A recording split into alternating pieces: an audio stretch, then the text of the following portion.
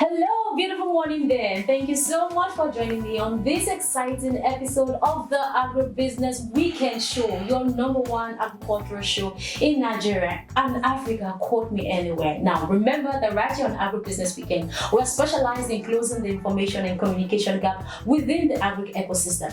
So if you haven't subscribed to our YouTube channel yet, you're making a big mistake because you are not going to get updates on information about the agricultural sector. So what are you waiting for? Do well and go right away to subscribe to our YouTube channel and follow us on all our social media platforms. Welcome to the show. I'm Joyla Paramusas.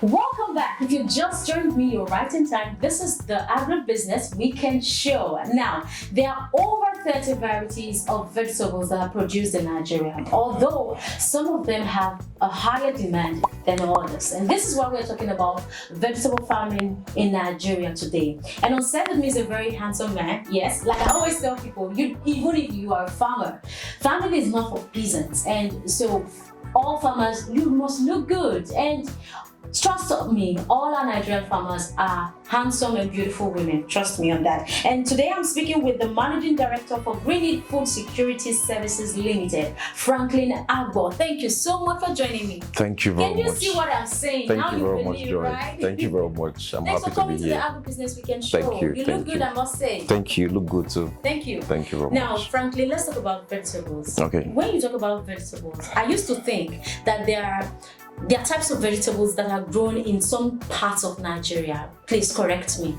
Is that true? Is it possible to grow all types of vegetables in all parts of Nigeria? Or there are certain types of vegetables that are grown in certain aspects of Nigeria?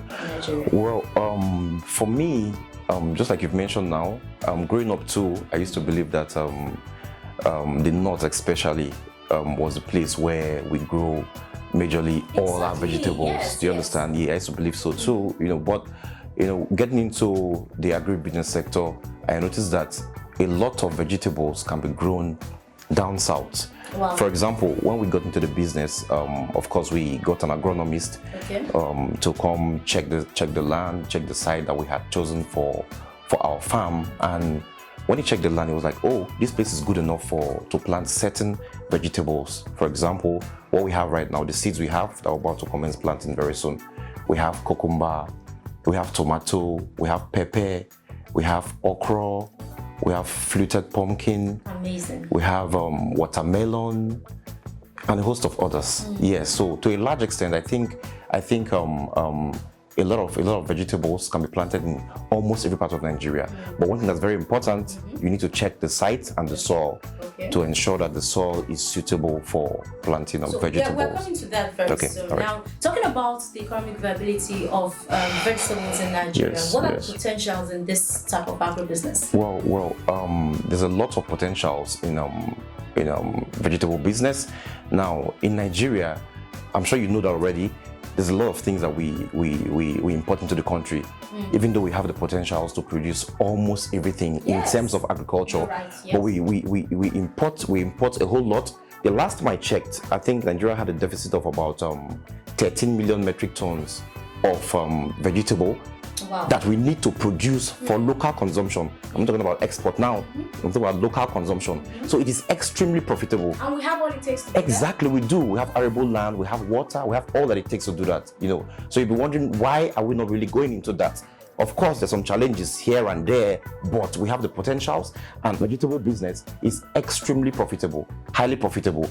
Go to restaurants, go to hotels, go to homes, highly in use. So it's very, very profitable. So no matter the type of vegetable you're producing, of course, there is a market for it. There is surely a market for it. You just need to produce it well and ensure that your practices are the way they ought to be. There's a market for it. So it's highly profitable. Now talking about practices and the way they ought to be. Now let's imagine I am an individual and I'm interested in starting a vegetable farm. Tell me, what are the step-by-step processes that you need to take? Okay, the first thing I would say if you're going into vegetable business is to find the market. Okay. You need to develop the market. Now, the reason why I say this first is because most of the times people want to get a product first before they look for the market. But vegetables are perishable. Funny enough, you're not the first person that said that. Okay. Everybody would say before you start find the market. Yes, exactly. Get your customers.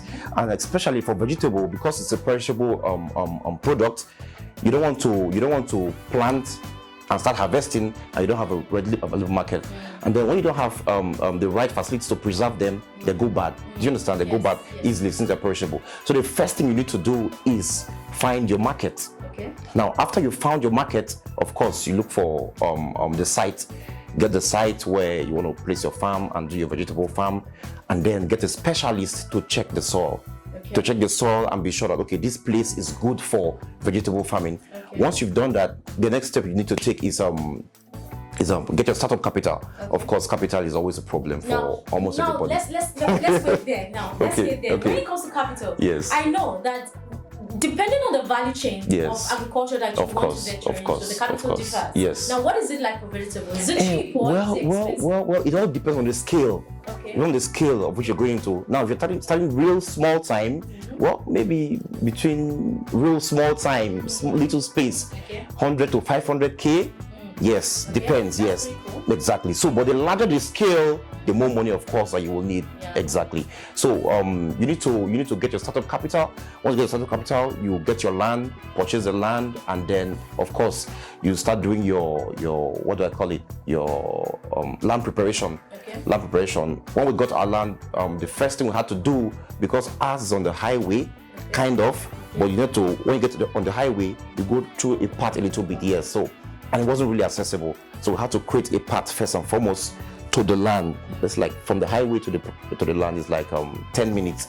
So we did that part of our land preparation, and then when we got into the land, we started doing the whole clearing, bulldozing, and all to remove storms and roots and make the place flat for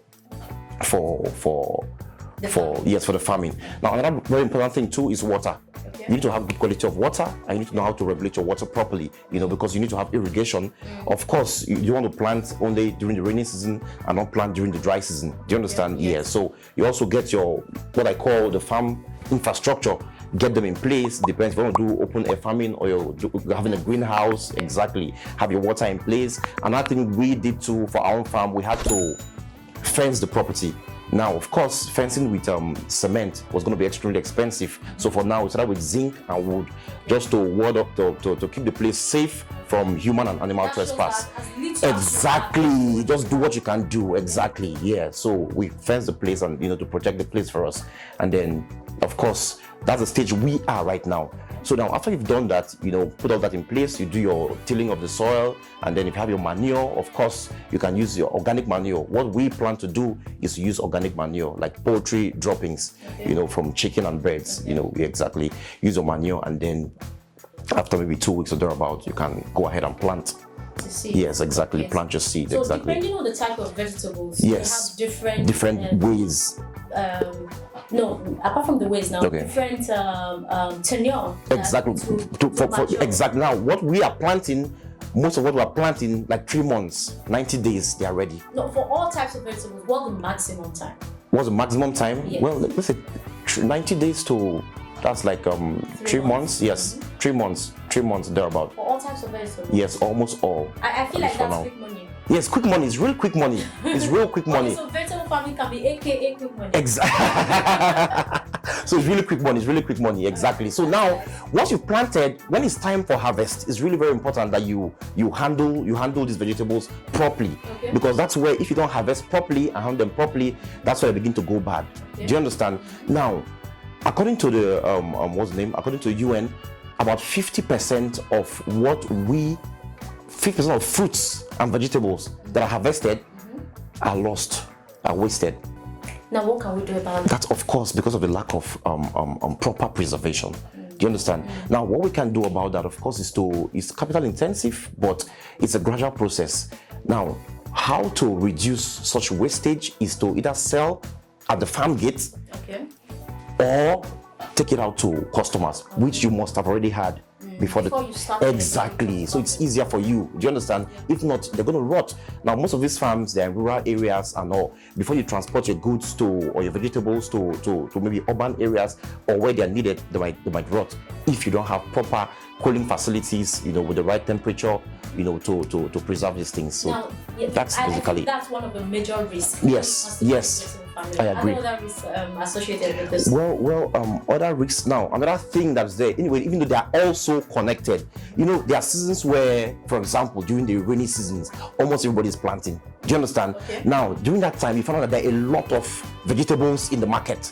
A lot. I remember recently in Benue State, I saw a post on Twitter where people were complaining that most of the fruits, especially mangoes, were rotting away. A lot wastage. Yes, exactly. That's because it's the season. Everybody's planting, and when everybody's planting, everything comes to the market at the same time. So if you don't have your right marketing channels, of course you're going to suffer. Your products will suffer. So that's another aspect to it too. But it's also connected to the issue of lack of preservation. Do you understand? Because if you had a way to preserve these things properly, of course, you can spend some time before, if at all, they get rotten. Now, or do you wasted. think the Nigerian market is a golden opportunity for vegetable farming? Well, yes, I think the Nigerian market is a golden opportunity for vegetable farming. That's because we have the population, and then number one, number two, it's in high demand. Number three, it's a crop that's profitable. Do you understand? Now, the only problem we have is the storage facilities. One of the major problems we have, lack of storage facilities, lack of proper, preservation facilities. That's the major problem we have. So I believe that the private sector, and especially also the government needs to find ways to invest in these things. Do you understand? To make it easy for people to invest in agribusiness and vegetable farming. Yeah, I believe so too. All right, let's take a short break, and when we come back, it's gonna be the funnest game. Don't go anywhere.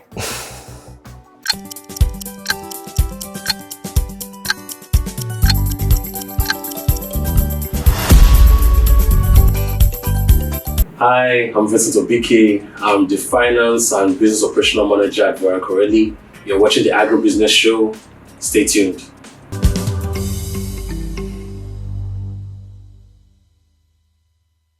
Welcome back. Franklin Agbor is still on set. You're doing a great job, I must say. Thank you, Joy. Now, I one thing I know is the fact that for all our daily meals, we make do of vegetables. Of course. Every time. Of course. They're highly nutritious too. So no matter the type of vegetable you produce, I think there's a market there. There is. Definitely there's a market. There's a big market. I think the nickname I gave it, it's quick money, exactly. The truth of the matter is agribusiness is real good business.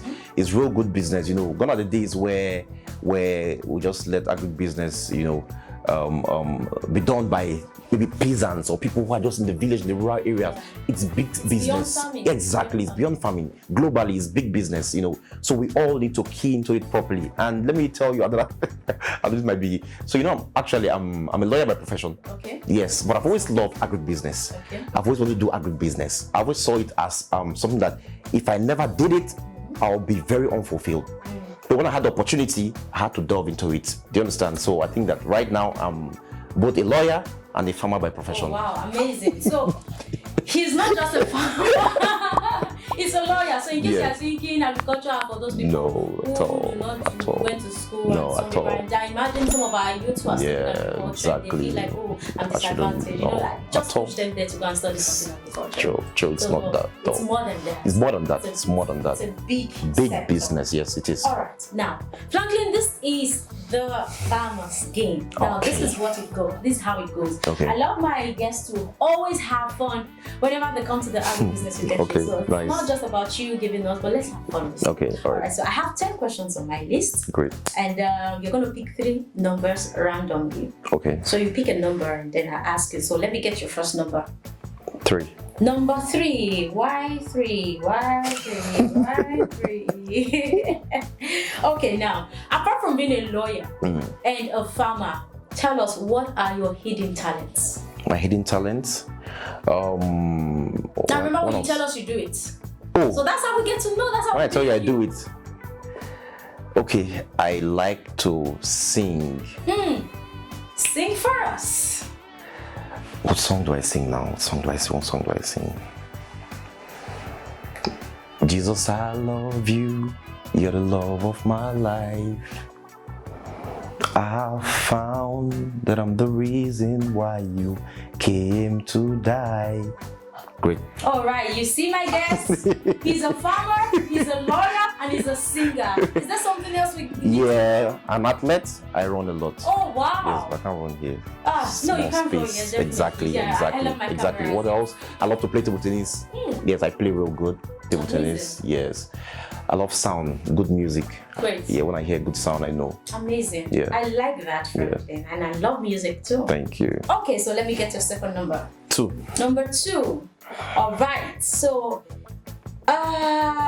you're gonna say a parable in your dialect and give us the meaning. Hey. Hey, I've caught somebody today. I've caught somebody today. A parable in my dialect. Yes. And give us the meaning. Okay. Okay. Must it be a parable? Yeah, it has to be a parable. Has to be a parable. Yeah, like a proverb. Like a proverb. Yes. I don't think I remember a parable in my language. Try to, but I can't remember right now. I can imagine that feeling. Yeah, can't. Like, oh True. Let me see.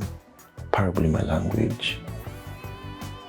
Oh, can't remember. We'll come back to that. Okay, great. Just keep thinking. Great. I'll think. Okay, so I have to choose 3, right? Yes. Oh, okay. Last number. Okay, 1. Number 1. All right. So you're going to say this 3 times. Tongue twisters. You say it 5 times. Please don't make a mistake.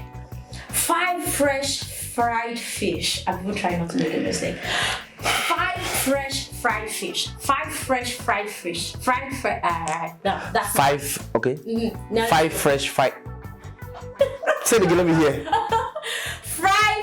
Five. No, 5. It's 5. Yes. 5 fresh fried fish. 5 fresh fried fish. 5 fresh fried fish. 5 fresh fried fish. 5 fresh fried fish. 5 fresh fried fish. 5 fresh fried fish. All right, I'll give it to you. You try. That's Thank you. So you remember the parable now?